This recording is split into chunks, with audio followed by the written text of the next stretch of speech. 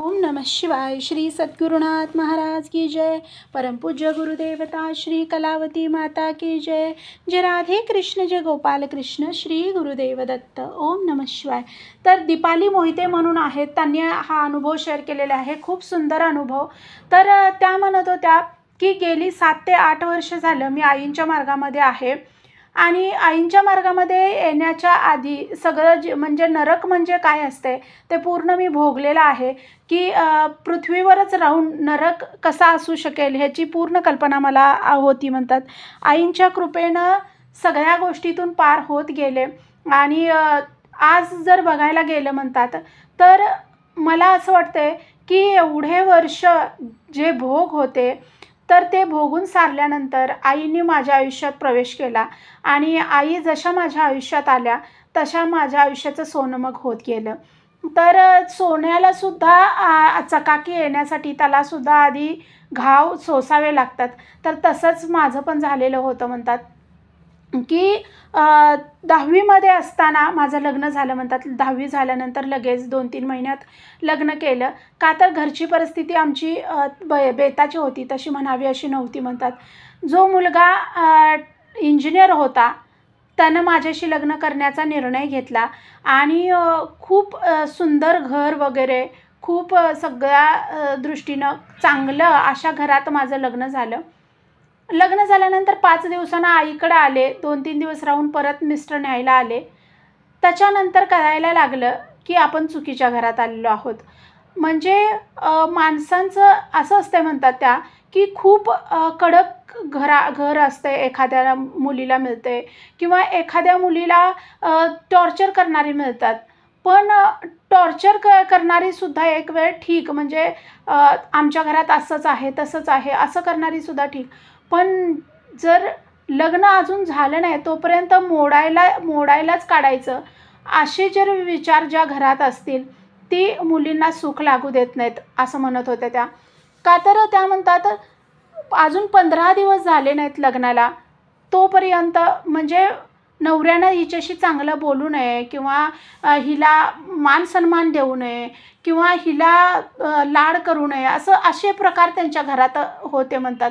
आणि ते थोडंफार इन्सिक्युअर कुठल्याही आईला होत असेल किंवा हे होत असेल की आपली जागा हिनं लगेच कब्जा करू नये असं वाटत पण असेल आईला। पण हे लग्न झालं ह्या गोष्टीनंतर सगळ्यांनी एक्सेप्ट करायला पाहिजे म्हणतात की तिला पण काहीतरी मन आहे, तिला पण असं वाटत असणार की मला आता नवऱ्यानं मान सन्मान द्यावा, प्रेम द्यावं। तर त्या गोष्टी व्हायला लागल्यावर इतकी मोठी राजकारणं झाली आणि फक्त 2 ते 3 महिन्याच्या आत मला घरातून बाहेर काढण्यासाठी बाकी बाहेर जाऊन असं बोकड वगैरे हे ते सुद्धा त्यांनी केलं। आणि मग हे ज्यावेळेला मला समजलं आणि सांगणारी लोकंसुद्धा त्यांचीच लोकं असतात म्हणतात, काही वेगळी नसतात, जी त्यांच्यासोबतच राहतात तीच लोकं येऊन मला सांगत होती म्हणतात।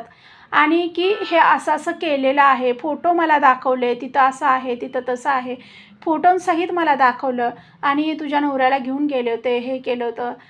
खूप भीती वाटायला लागली म्हणतात आणि यातून आपण पार होणं शक्य नाही असं वाटायला लागलेलं।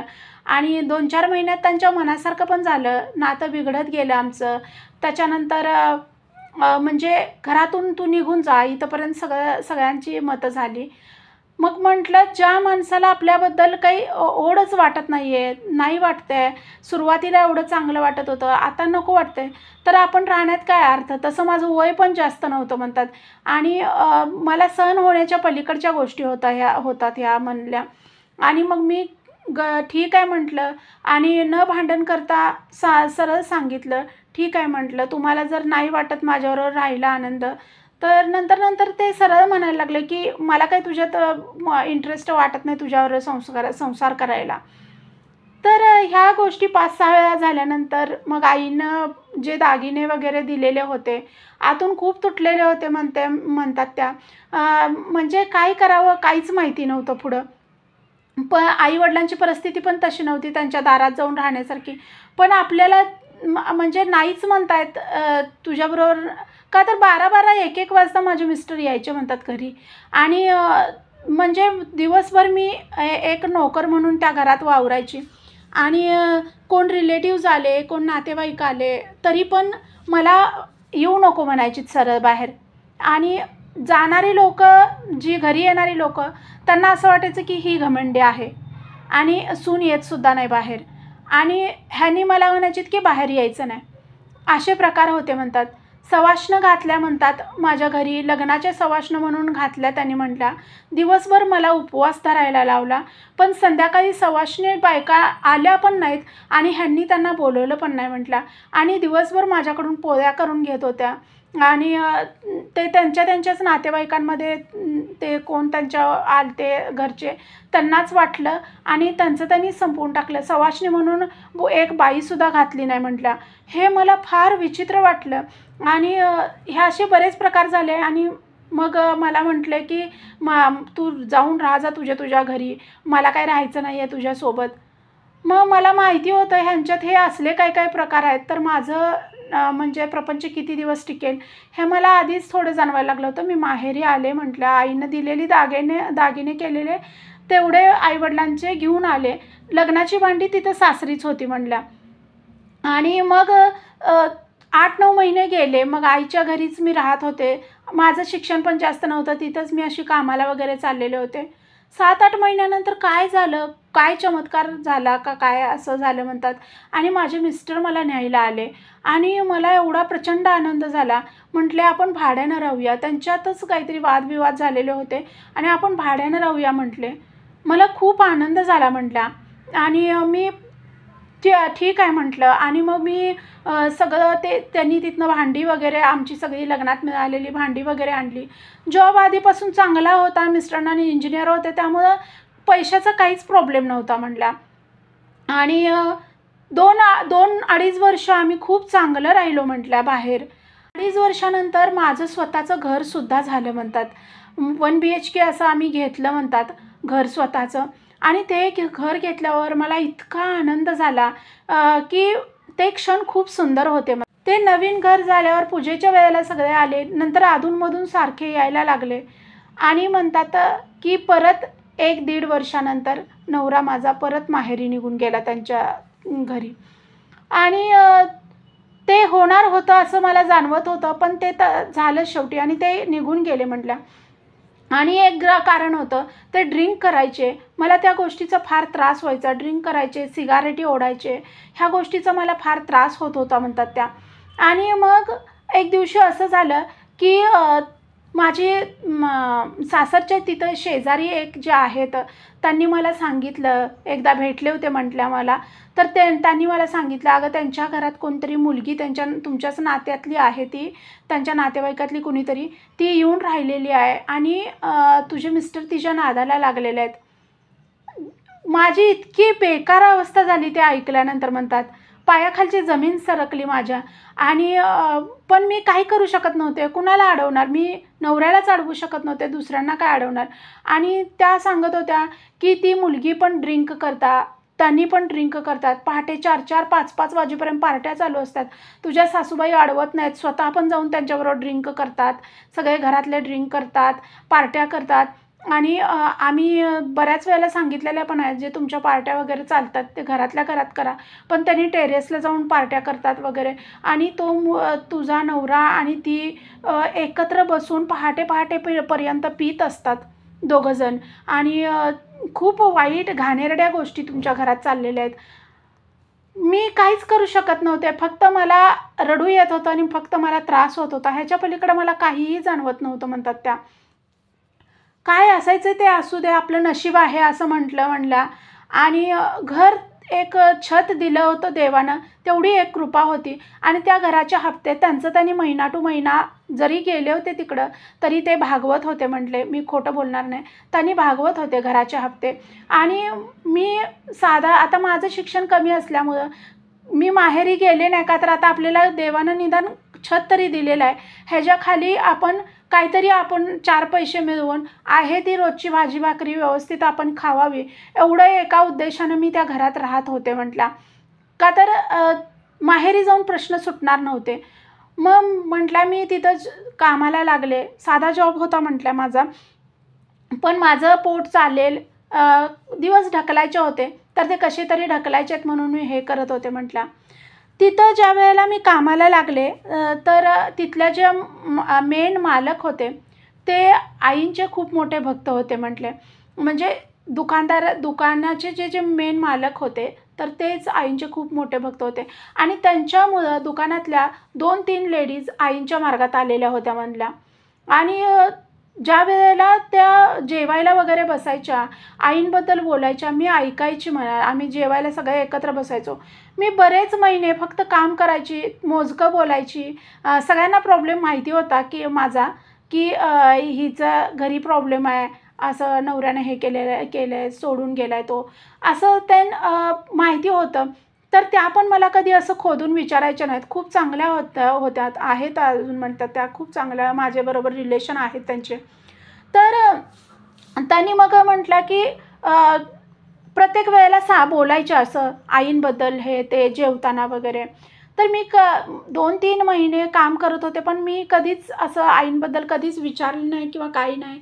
मला काही इंटरेस्ट नसायचा म्हटलं त्या. मी फक्त घरात देव सकाळी धुवायचे, देवांना अंघोळ घालायची आणि पूजा करायची आणि यायचं. एवढंच मी काय ते करत होते म्हणतात.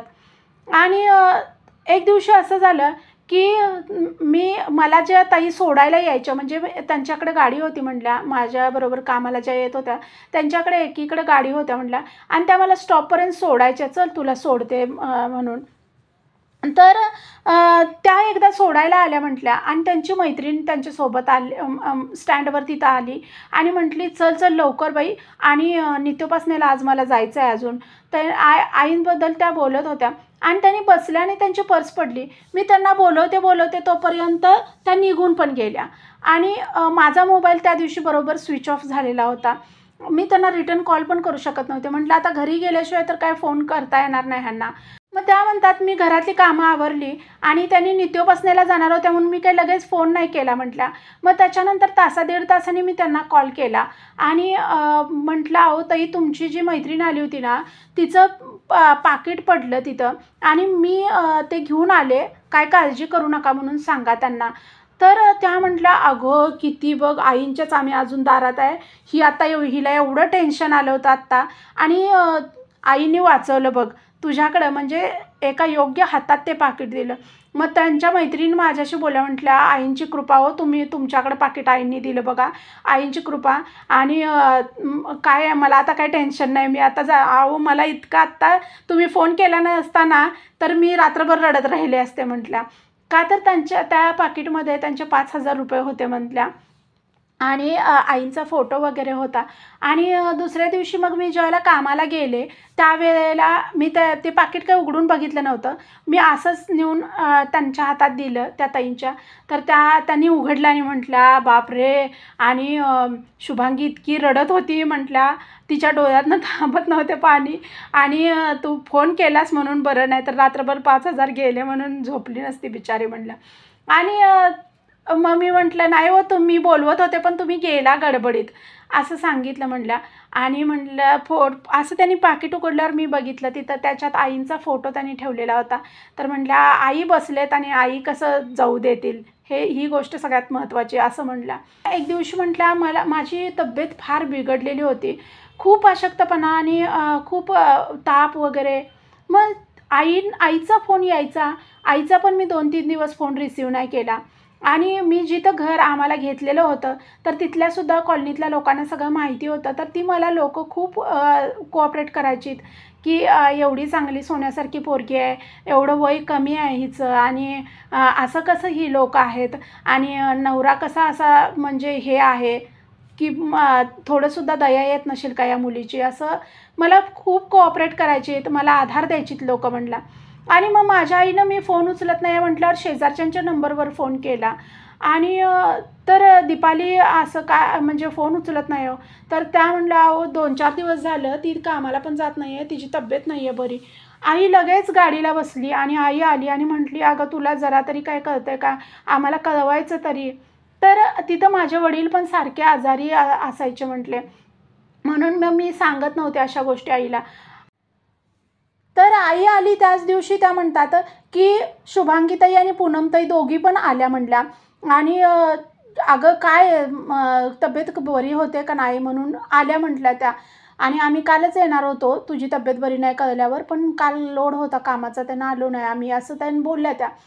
आणि मग आई म्हटली बरं आहे तुम्ही जरा म्हणजे शेजारी पण चांगले आहेत हो, तुम्ही मैत्रिणी चांगल्या आहे म्हणून आम्हाला एवढी काय काळजी वाटत नाही. हिला आम्ही म्हणतोय तिकडंच ये, तर ही पण ऐकत नाही. असू दे ही, तर त्या म्हटल्या अहो असू दे तिचं घर आहे इथं आणि जॉब त्यांना मिळाला आहे, गावात काय मिळणार आहे तिला का जॉब वगैरे असू दे आणि तुमचं आमचं पण लक्ष असतंय तिच्यावरती, असं माझे ते मैत्रिणी वगैरे बोलल्या. आणि म्हटल्या ही खीर केली आहे बघ, माझ्या 5,000ची रक्षण केलंस तू, तर ही खीर आईंना केलेली होती, आज गुरुवार आहे आणि तू ही खा आणि आई लवकर बरं करतील, असं ते बोलली शुभांगीताई म्हटल्या. मी हसले म्हटलं आणि सगळ्यांना खीर दिली, मी पण खाल्ली म्हटलं. आणि तर कुठल्या आईंचं म्हणतात ते, आणि ते असं आई बोलता बोलता विचारली. तर ते कलावती आईंचं करतात.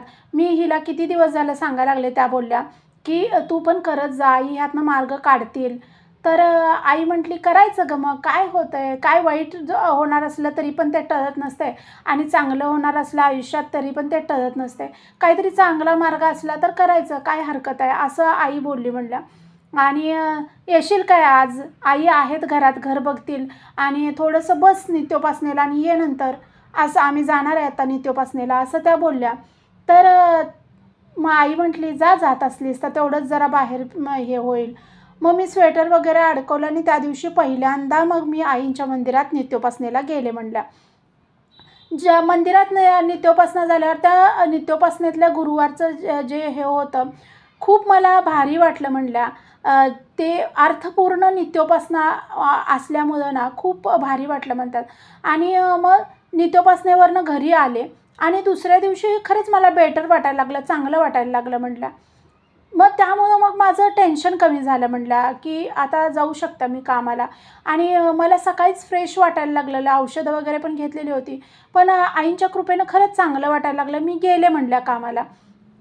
मग त्या दिवशी कामाला वगैरे गेले आणि त्या म्हटल्या बघ, मला वाटत होतं तू आज येणार म्हणून मी तुझ्यासाठी पुस्तकं घेऊन आले, काल तुला पुस्तक द्यायला जमलं नाही म्हणून मी तुझ्यासाठी पुस्तकं घेऊन आले म्हटल्या. आणि त्यांनी मला बालोपासनेचं पुस्तक दिलं म्हटल्या. आणि म्हटल्या नामस्मरण रोज करत जा, एक अर्धा तास तरी नामस्मरण करत जा. आई पण म्हटल्यात का नाही तुझ्या की हे कर म्हणून, मग तू काय करत जा, एक अर्धा तास मी तुला पुस्तकं पण देईन आईंची प्रकाशनं वाचायला, एक अर्धा तास वाचन कर पुस्तकांचं, अर्धा तास नामस्मरण कर, अर्धा तास बालोपासना कर. 1.5 तासाची एवढी सेवा केलीस ना तर खूप मोठा मेवा मिळेल बघ. मी म्हटलं ठीक आहे आणि मी करायला घेतलं म्हटल्या. 4-5 महिने मी आईंचं अगदी रोजच्या नेमानं 1.5 तासाची सेवा करत होते म्हटल्या घरी. अधूनमधून नित्योपासनेला पण जात होते. तर असं होत असताना म्हणतात जुलै महिना आला आणि जुलै महिन्यामध्ये म्हणतात काय मालकांच्या मनात आलं काय माहिती नाही म्हणतात. पण जुलैमध्ये त्यांनी पेमेंट वाढ केली सगळ्यांची म्हणतात आणि तब्बल 2300 रुपये मला वाढवून आले. माझ्यासाठी ते खूप मोठी रक्कम होती एवढी वाढलेली म्हणतात. मला खूप आनंद झाला. आणि सगळेजण त्या लेडीज पण म्हणायला लागल्या आईंनी बुद्धी दिली बाबा त्यांना की पगार वाढवण्याची. आणि अचानक त्यांनी म्हणजे काहीच रिझन नव्हतं, अचानकच पगार वाढवलेला होता त्यावेळेला म्हणतात त्या. 8-9 जण होतो आम्ही दुकानामध्ये, आमच्या सगळ्यांचा पगार त्यांनी वाढवलेला होता म्हणतात. आणि 2300 रुपये वाढल्यामुळं मला तर खूप आनंद झाला म्हणतात.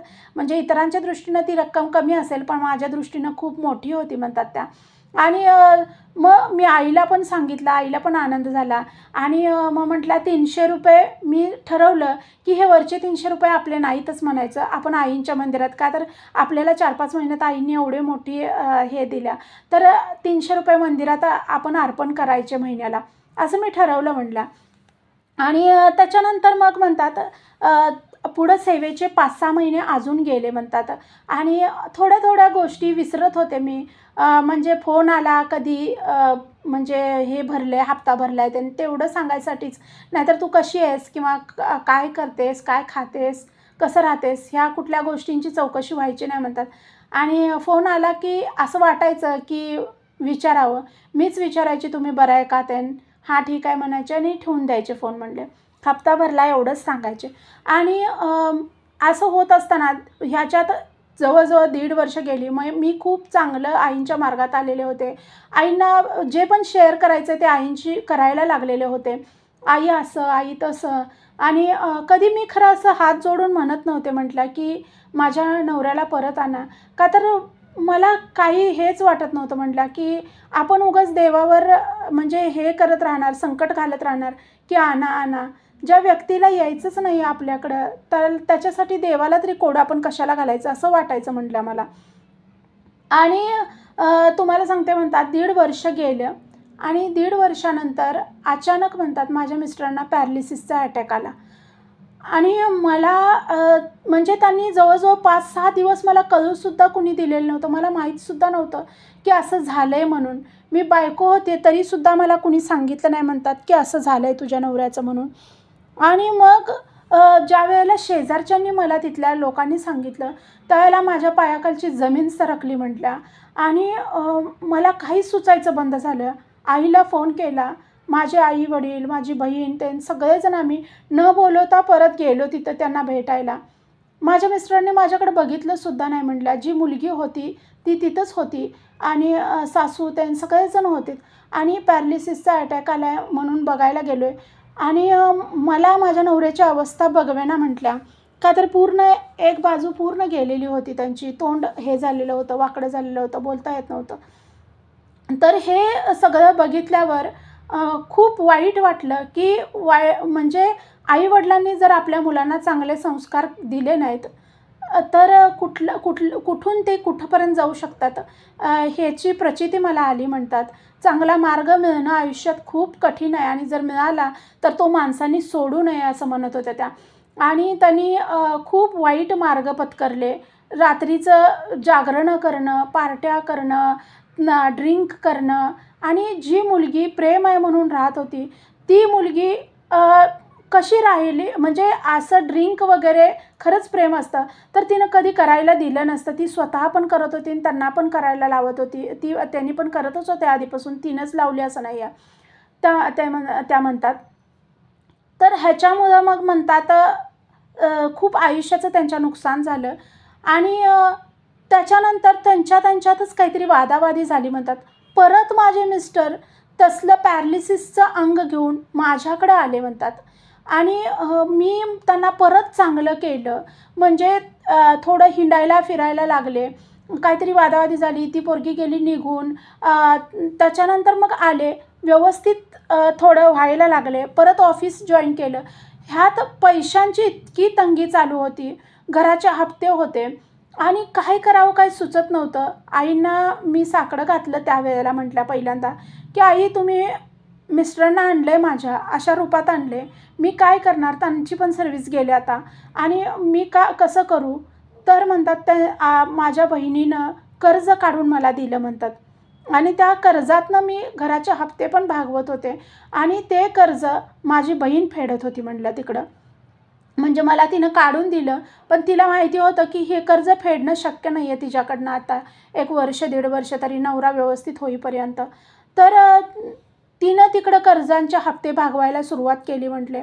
आणि इकडं मी मिस्टरांना चांगलं करण्यासाठी रोज प्रार्थना, रोज हे करून आणि थोडेसे चांगले झाले आणि परत ते निघून गेले म्हटले माहेरी. परत ती मुलगी तिथं आली. ह्या गोष्टींना कुठं अंत नव्हता म्हणतात. इतका अतिरेक केला ह्यांनी, या लोकांनी माझ्याबरोबर. चांगलं झाल्यावर परत निघून गेले आणि परत ती मुलगी आली. मला एवढं आश्चर्य वाटलं म्हणला. आणि त्याच्यानंतर परत त्यांचे रोजचे कार्यक्रम होते तसे मागच्यासारखे चालू ठेवले त्यांनी. आणि म्हणतात 2 वर्षात मिस्टर माझे गेले.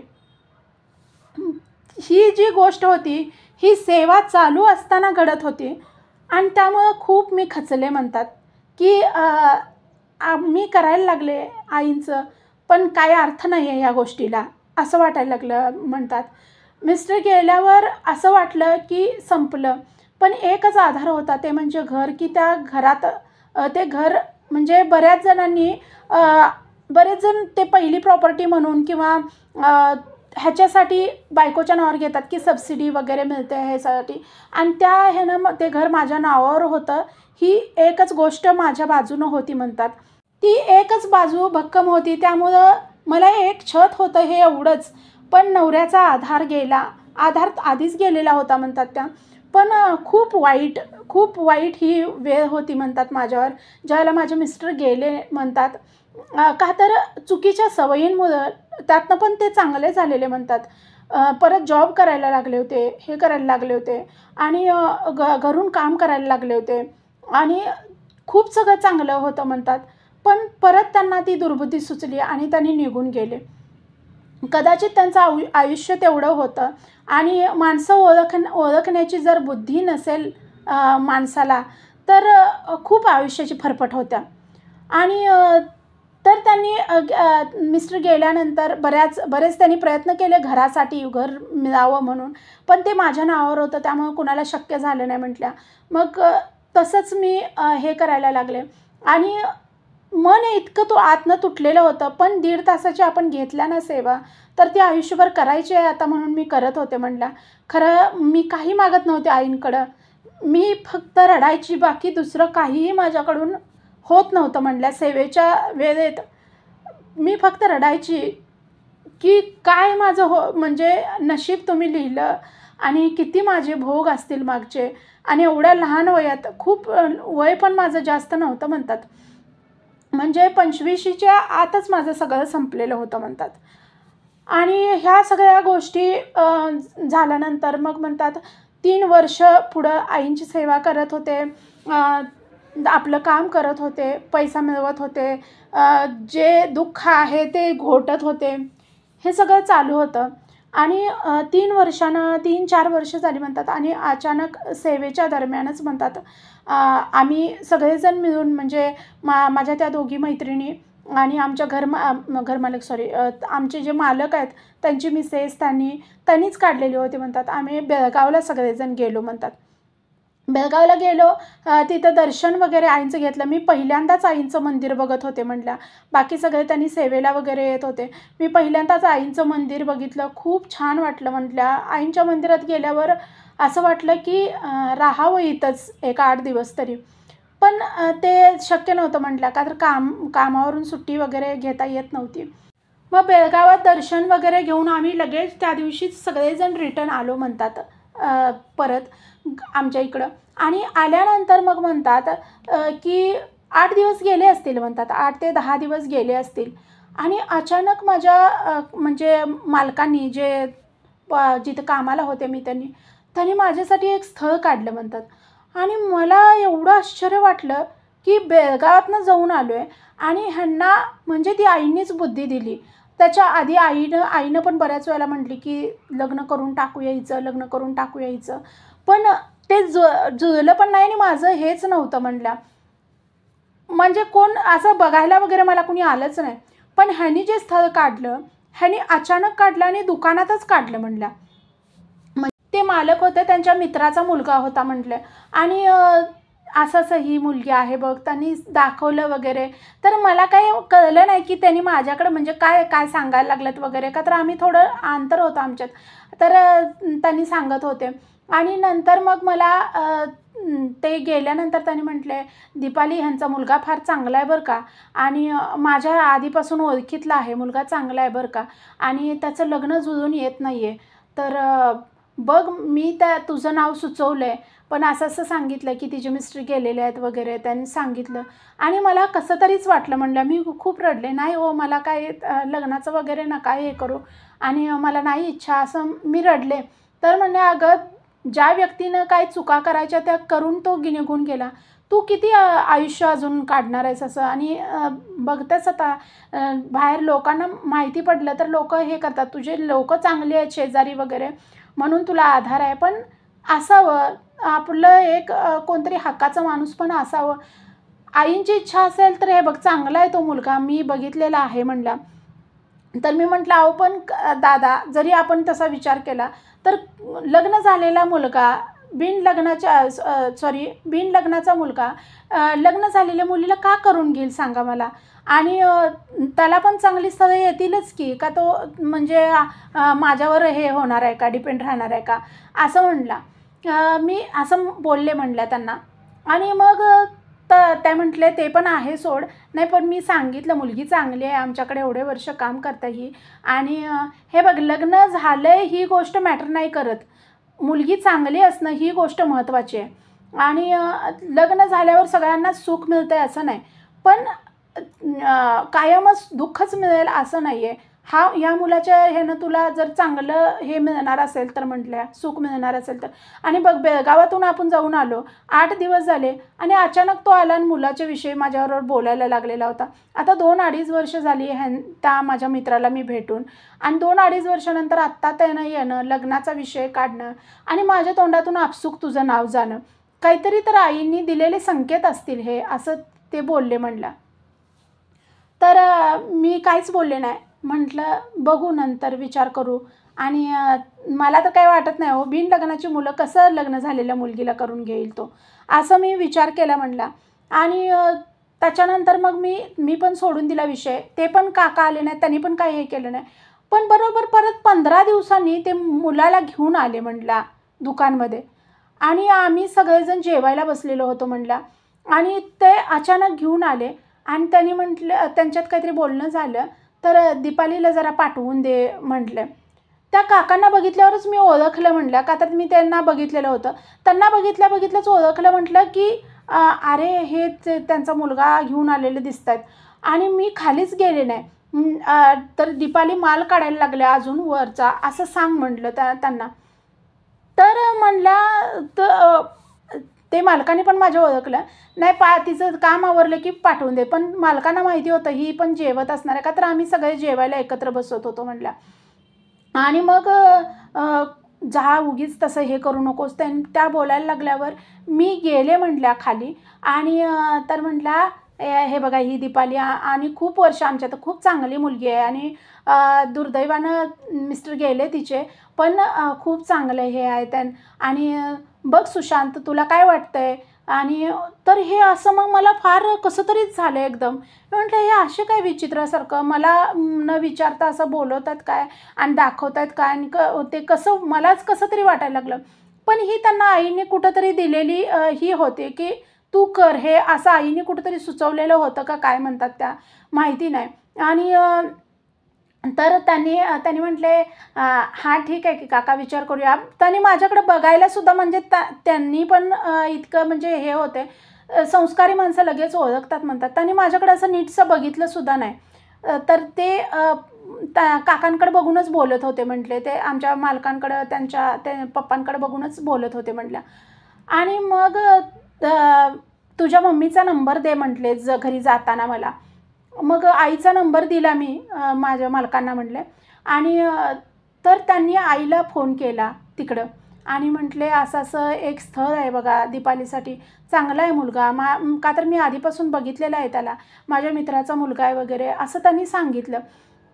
आणि मग म्हटल्या आई पण म्हटली चांगलं असलं दादा तर चांगलंच आहे हो, मग माझ्या मुलीचं कुठंतरी चांगलं, मला पण वाटतं की कोणतरी जोडीदार मिळावं हे करावं.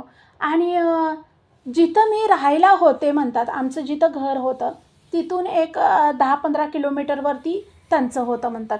आणि मग हे झाल्यानंतर ते आईवडिलांनी ते सगळ्यांनी मिळून संमतीनं लग्न जुळवून आणलं म्हटलं. आणि लग्न म्हणजे तुम्हाला सांगू का म्हणतात, लग्न होईपर्यंत माझ्या मनात धाकधूक चालू होती की हा दुसरा डिसिजन, हा कितपत आईच्या वडिलांच्या ह्याच्या सांगण्यानं मी करायला लागले. पहिला निर्णय एवढा मोठा फसला आहे, आता आणखी काय होणार असं वाटायला लागलं होतं म्हटल्या. आणि लग्न अशामध्ये झालं, व्यवस्थित लग्न पार पडलं. आणि जिथं मी राहत होते ना म्हटल्या तिथंच माझे मिस्टर राहायला आले. म्हणजे सुरुवातीपासूनच आम्ही वेगळंच, का तर माझं सगळं तिथं होतं. तर सासूबाई वगैरे त्यांनी काही आक्षेप घेतला नाही म्हटल्या, तू राहा आणि शनिवार रविवारी तुम्हाला सुट्टी असेल त्यावेळेला येत जावा म्हटलं. आणि माझे मिस्टर पण म्हणजे प्रायव्हेट कंपनीत जॉबलाच होते म्हटले, ते काय म्हणजे हे नव्हते एवढे खूप मोठ्या कंपनीत वगैरे असं काही नव्हते, प्रायव्हेट कंपनीत जॉबला होते. पण आमचं भागण्यासारखं होतं आता आमचं म्हटलं.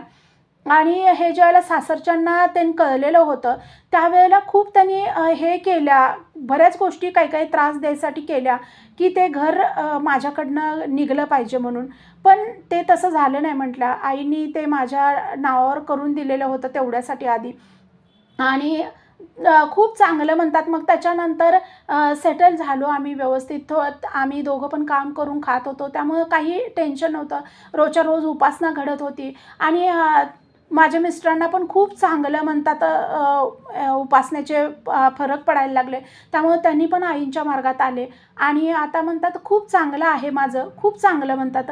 आणि विचार करण्याच्या पलीकडची गोष्ट होती की मला म्हणजे असं वाटायचं मला कधी-कधी म्हणतात की लग्न झालेलाच कोणतरी मुलगा मला भेटणार किंवा मुलं-बाळं असणारीच म्हणणार की तुला करून घेतो वगैरे, असे पण विचार यायचे म्हणतात. पण कुवारा मुलगा ज्यानं मला करून घेतलं म्हणतात. आता आम्हाला 2 मुलं आहेत म्हणतात आणि खूप सगळं चांगलं आहे आईंच्या दयेनं. सेवा कधीही सुटली नाही त्याच्यानंतर. आले एवढे वाईट प्रसंग आले. नवऱ्याचं म्हणजे वाईट अवस्था, ते वारलेलं बघणं, ही गोष्ट सोपी नव्हती माझ्यासाठी म्हणतात. तर त्यातनं आईंनी सगळं हे करून बाहेर काढलं आणि वाटत नव्हतं की दुसरा प्रपंच माझा सक्सेस होईल. पण तो झाला म्हणतात आणि खूप चांगल्या रीतीनं मी आता प्रपंच करत परमार्थ आईंनी साधायचा कसा ते शिकवलेलं आहे मला म्हणतात. तर असेच सगळे म्हणजे शेवट गोड होणार एवढं मात्र खरं म्हणतात. ज्यावेळेला सेवेत येतोय आपण, तर त्यावेळेला अडचणी जरी आल्या ना, तरी आपला शेवट गोड होणार. आईनी जसं भजनात सांगितलं आहे ना, त्याप्रमाणे शेवट गोड होणार, हे मात्र नक्की असं म्हणत होत्या त्या. त्यांना येऊ देत. आईंच्या कृपेनं सगळ्यांच्या घरात सुख, शांती, समाधान, आरोग्य, सगळी सुखं नांदू देत. व्हिडिओ आवडला तर like, share and subscribe. Shri Sadgurunath Maharaj की जय. परमपूज्य गुरुदेवता श्री कलावती माता की जय. जय राधे कृष्ण, जय गोपाल कृष्ण, श्री गुरुदेव दत्त. ओम नमः शिवाय.